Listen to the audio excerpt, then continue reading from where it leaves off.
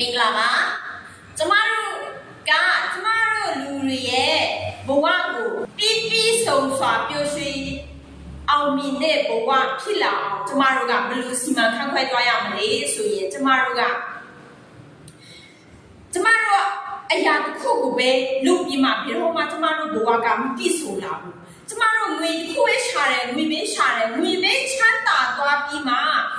ငွေတစ်ခုတာချမ်းသာလာမယ်ဒါပေမဲ့ကြောင့်တဲ့အရာလေးဆုံးရှုံးလို့ရှိရင်ကျမတို့ဘဝကပျော်ရွှင်မှုမရဘူးပြည့်စုံတဲ့ဘဝမဖြစ်လာဘူးဒါကြောင့်မို့ကျမတို့ကဘယ်လိုမျိုးကျမတို့ဘဝကို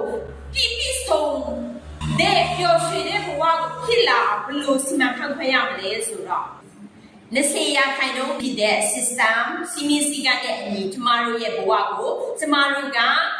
စီမံခန့်ခွဲသွားမှကျမတို့ဘဝပျော်ရွှင်တဲ့ဘဝပြည့်စုံတဲ့ဘဝကိုကျမတို့ကဖန်တီးနိုင်မှာဖြစ်ပါတယ်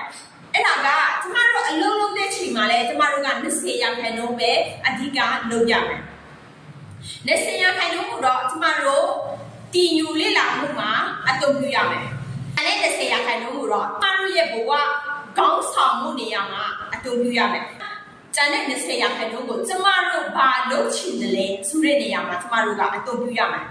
ကျန်တဲ့20ရာခိုင်နှုန်းကိုတော့ကျမတို့ဘာတွေလုပ်ဆောင်မှုလုပ်တဲ့လဲဆိုတဲ့နေရာမှာအသုံးပြုရမယ်100ရာခိုင်နှုန်းကိုကျမတို့ဟာအလုပ်ကြိုးစားပြီးမှအလုပ်တစ်ခုပဲကြိုးစားတယ်အဲ့လိုမျိုးမဖြစ်သေးဘူးတင်စားရတဲ့ဆိုရင်တစ်ခုပဲတင်ယူလေ့လာတယ်ဒါမျိုးလည်းမဖြစ်သေးဘူးပြန်တော့ဒီကကျမတို့ကဥဆောင်နေတယ်ဆိုရင်လည်းမဖြစ်ဘူးပြီးတော့ကျမတို့လူချင်းတော်ပဲလိုက်နေတယ်ဆိုရင်လည်းဘာမှဖြစ်မလာဘူးကျမတို့လုပ်ရမယ်ဆိုတဲ့အရာတွေမှာပဲကျမတို့ကဦးစားပေးပြီးလုပ်လို့လည်းမရဘူးဒါကြောင့်မို့ကျမတို့ကအလုပ်လုပ်ရမယ်တင်ယူလေ့လာမှုရှိရမယ်ပြီးတော့ကျမတို့ကခေါင်းဆောင်စိတ်ထားရှိရမယ်လုပ်ချင်တဲ့အရာတွေကိုလုပ်ရမယ်လုပ်ရမယ့်အရာတွေကိုလုပ်ရမယ်ကျမတို့ကဒီ9မျိုးကို20ရာခိုင်နှုန်းလောက်သွားတဲ့ချိန်မှာကျမတို့ရဲ့ဘဝကဒါလေးရှိတယ်ဆိုရင်ရှိတာတွေများလာတဲ့ချိန်မှာကျမတို့ရဲ့ဘဝကပြည့်စုံပြီးမှပျော်ရွှင်အောင်မြင်တဲ့ဘဝကိုကျမတို့ကဖန်တီးနိုင်တယ်ကျမတို့ကစီမံခန့်ခွဲသွားနိုင်မှာဖြစ်ပါတယ်ဒါမှပဲကျမတို့ဘဝကပျော်ရွှင်တဲ့ဘဝဖြစ်လာမှာဖြစ်ပါတယ်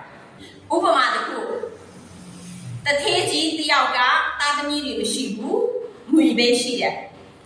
ငွေကဘလို့သုံးမကုန်အောင်ရှိတယ်ဆင်းရဲတဲ့အဖိုးတယောက်ကငွေမရှိဘူးသားသမီးတွေအများကြီးရှိတယ်အဲ့ဒီချိန်မှာ